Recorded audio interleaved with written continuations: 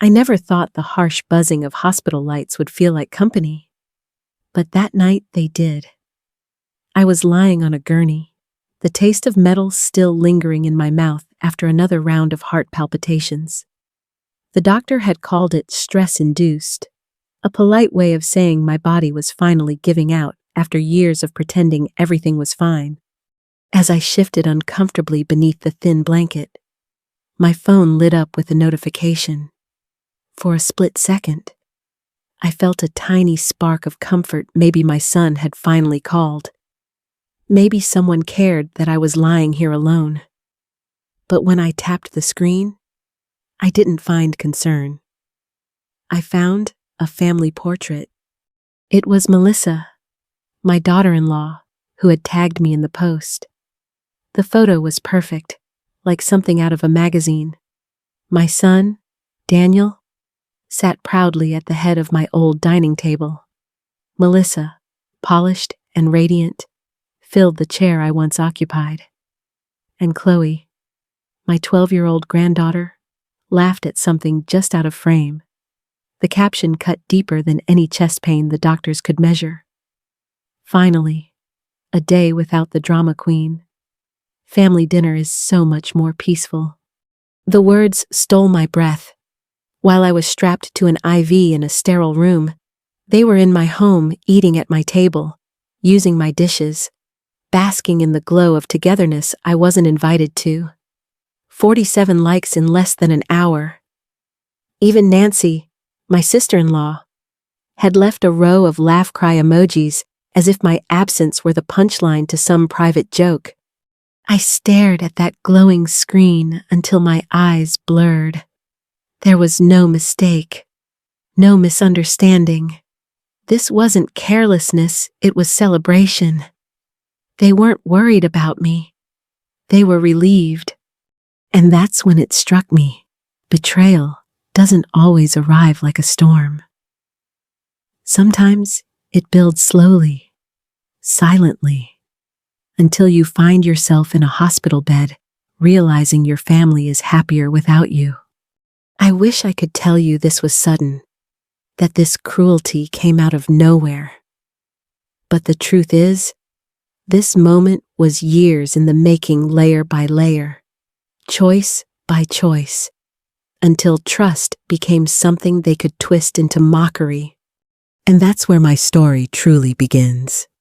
When my husband, Thomas, passed away, I felt like the air had been ripped from the rooms we once shared. The house was the same, every picture frame still in its place, his favorite mug still sitting by the sink, but without his laughter echoing through the hallways. It all felt unbearably hollow.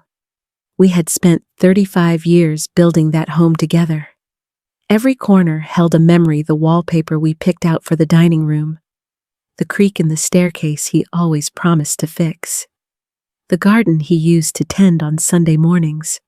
After his funeral, I would walk from room to room, feeling as though I was wandering through a museum of my own life. That was when my son, Daniel, started coming around more often. At first, it felt like a blessing. He would stop by after work, sometimes bringing Melissa and little Chloe. They'd sit with me, bring groceries, and check in as if they were worried I might crumble without company. I told myself it was Thomas's way of watching over me, sending our family closer together in my grief. One evening, Daniel sat with me on the front porch. The summer air was heavy, the scent of fresh-cut grass floating around us. He leaned in gently and said he worried about me rattling around in the house all alone. Melissa, always so sympathetic on the surface, agreed. She said the memories might be too much for me, that it wasn't healthy to live surrounded by so many reminders. I remember nodding, thinking they truly cared about my well-being. They suggested moving in just temporarily. Of course, the plan seemed practical. Chloe would have stability with her school. They could help with the upkeep, and I wouldn't feel so isolated. Melissa reassured me over and over, just until they saved enough for their own place. Maybe a year, at most. At the time, it sounded like family coming together, filling the void Thomas had left behind. I told myself it was what Thomas would have wanted, that I was being a good mother by opening my doors, by keeping the family close. For the first few weeks, I felt a strange comfort. The house was full again, footsteps on the stairs, the clatter of dishes in the kitchen, Chloe's laughter drifting down the hallway. For a while, it almost masked the ache of my loss. But looking back now, I realize how naive I was. I mistook convenience for love, silence for peace, and manipulation for concern. At the time, I thought I was making a choice that kept us united. I had no way of knowing that what I believed was temporary would soon grow into something darker. Something that would quietly push me further from my own family and from the life I thought I still belonged to. At first, the changes were small, so small, I almost convinced myself I was imagining them. A vase missing from the mantel. The quilt Thomas's mother had stitched, folded neatly into a donation box.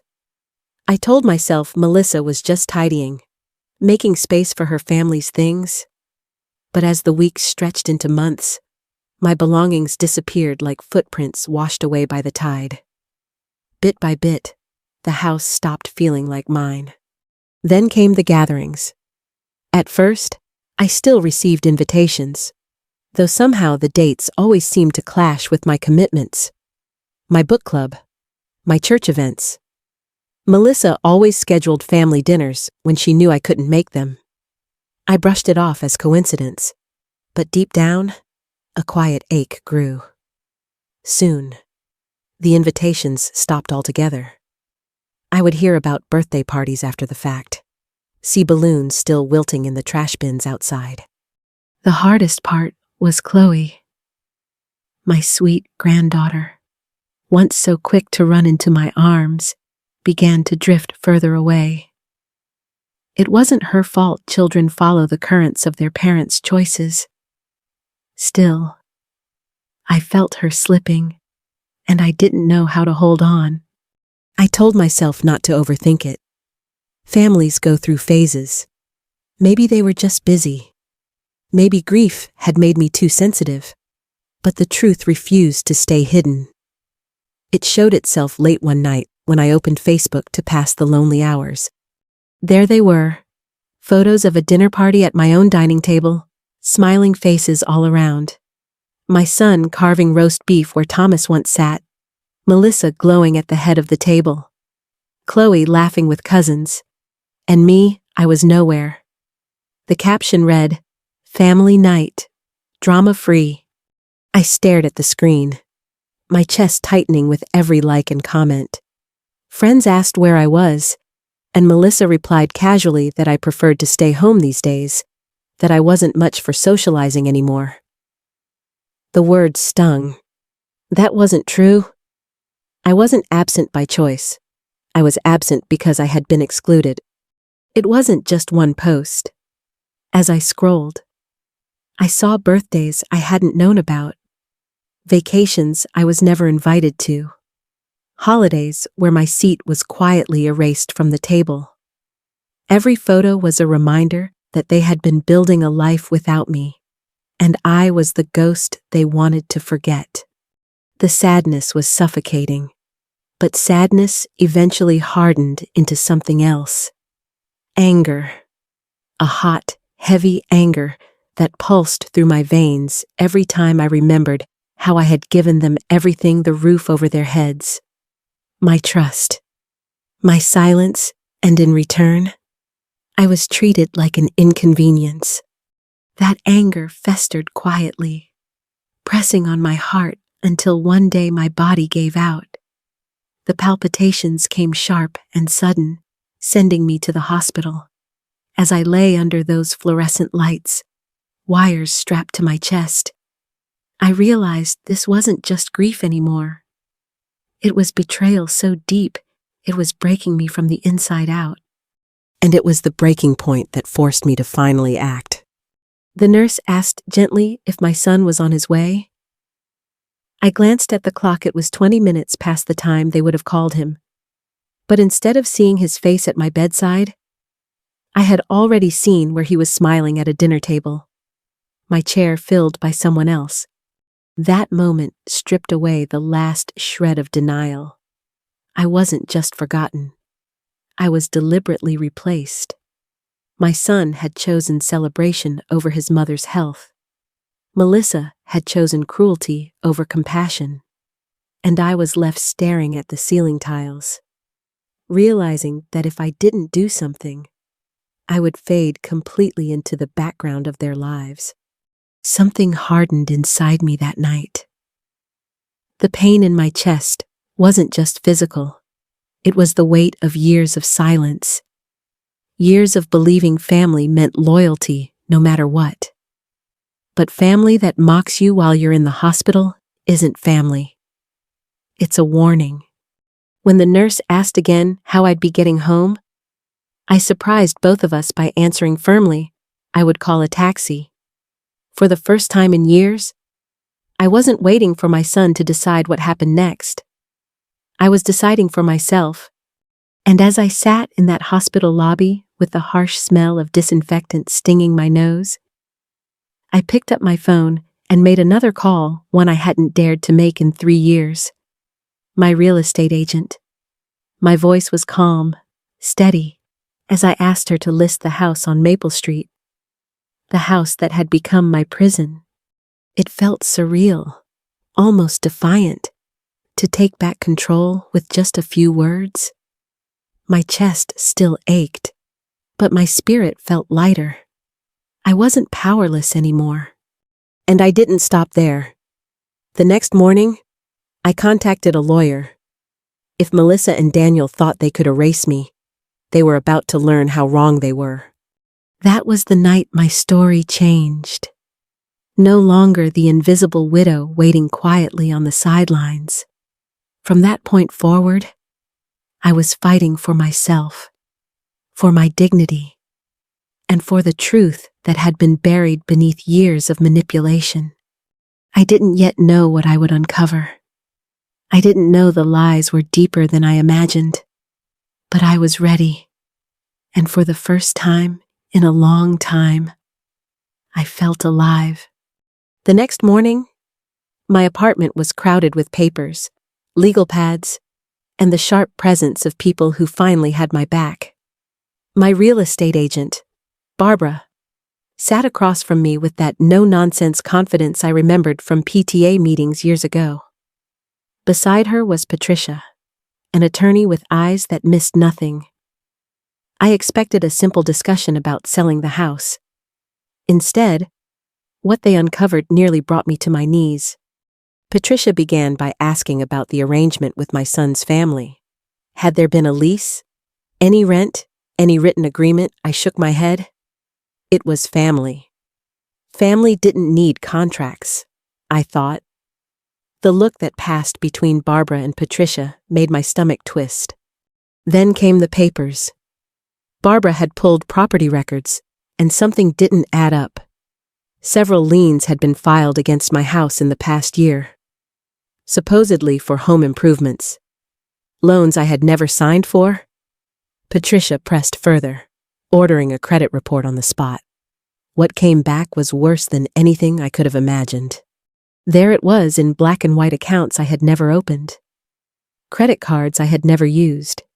Even a $75,000 loan tied to my home.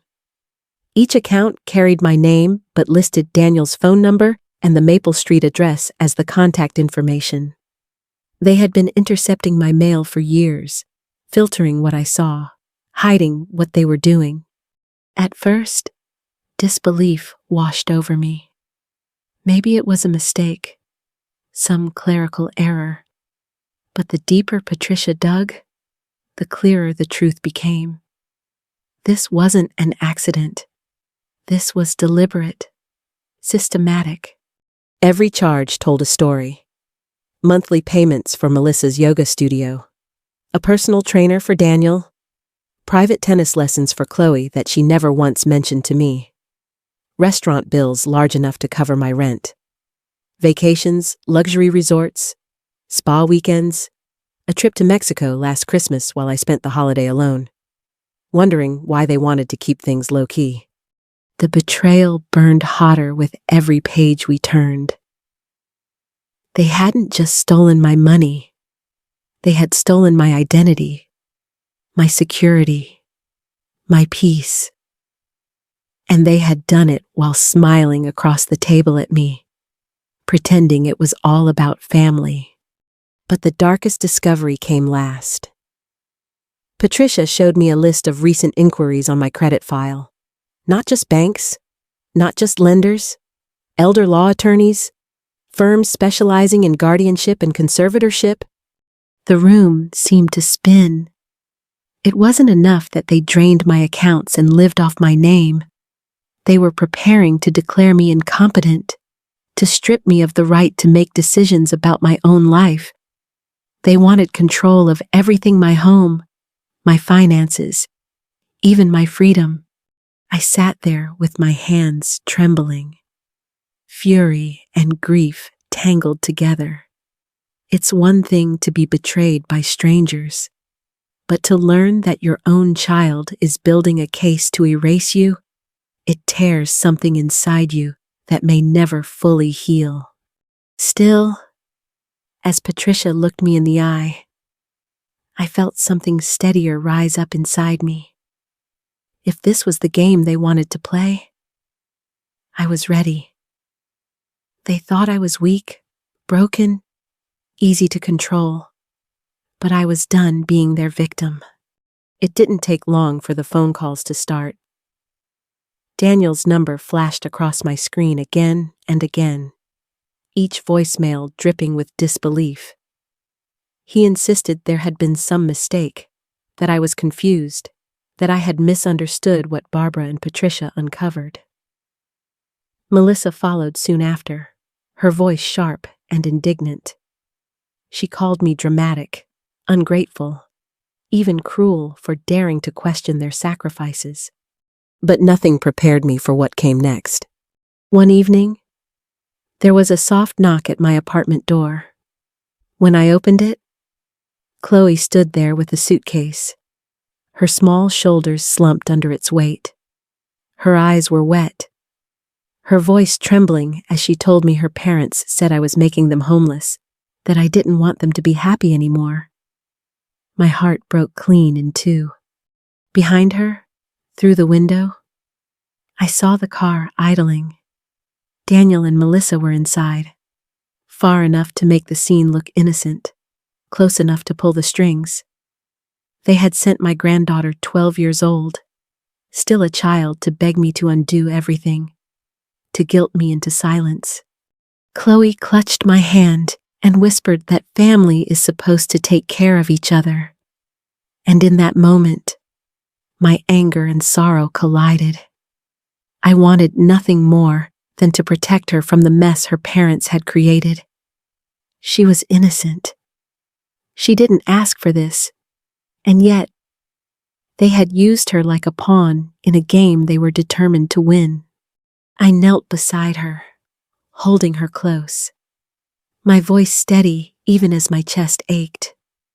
I explained gently that none of this was her fault, that she wasn't the reason I had made these decisions. I told her that love doesn't look like manipulation, and that adults who truly care don't abandon their own mother in a hospital bed. As I walked her back down to the waiting car, I felt a fire in me that even grief couldn't extinguish. I looked at Daniel through the rolled-down window, and though I didn't raise my voice, my warning was clear in every word if they ever used their daughter against me again. I would make sure the law held them accountable for more than just fraud. It was then I knew there was no going back. This wasn't just about protecting myself anymore. It was about protecting Chloe from the very people who were supposed to love her most. The weeks that followed felt like a blur of signatures, hearings, and courtroom air heavy with judgment. But for once, the judgment wasn't directed at me. It was aimed squarely at Daniel and Melissa. Patricia's team presented every piece of evidence: fraudulent accounts, redirected mail, forged signatures. The paper trail was undeniable. What stung the most wasn't just the dollar amounts, though they were staggering. It was the pattern. Years of deceit, carefully woven beneath the surface of my grief. Like a trap, I was never supposed to escape. But I did escape. The judge saw it for what it was: financial elder abuse, identity theft, fraud. Every term landed like a nail, sealing the coffin of their defense. When the gavel finally struck, I felt something release inside me, as though the weight of years had been lifted from my chest. At the same time, another battle was being fought in family court: Chloe's future. I will never forget the look on her face as the judge read the ruling: temporary custody granted to me, pending further review. The court heard about vacations she had been left out of, about nights spent with neighbors while her parents disappeared with stolen money. It was enough to prove what I had known in my heart, that Chloe deserved better. Barbara moved quickly with the house sale. Within weeks, it was done. No more strings tying me to that place that had become a cage. The check I held wasn't just money. It was proof that I still had power over my own life. That I wasn't the helpless woman my son had tried to paint me as. The relief came slowly at first, like sunlight creeping across a dark room. For the first time in years, I could breathe freely. My home was my own again, even if it wasn't the house Thomas and I had built. My choices were mine. My life was mine. As Chloe settled into her new room in my apartment, her laughter returned like music I thought I'd lost forever. The sound filled the space with something stronger than anger or grief. It was hope, and with that hope came peace. Not the fragile kind that comes from pretending everything is fine, but the kind that grows when you finally take back what was stolen from you. Looking back now, I realize this story was never just about money or a house. It was about something deeper: what it means to trust, what it means to love, and what it means to finally draw boundaries, even with the people you thought would never cross them. For years, I believed that being a good mother meant sacrificing without question, saying yes even when it hurt, and staying silent even when I felt invisible.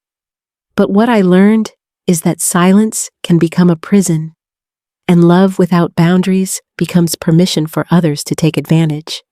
I won't pretend it was easy.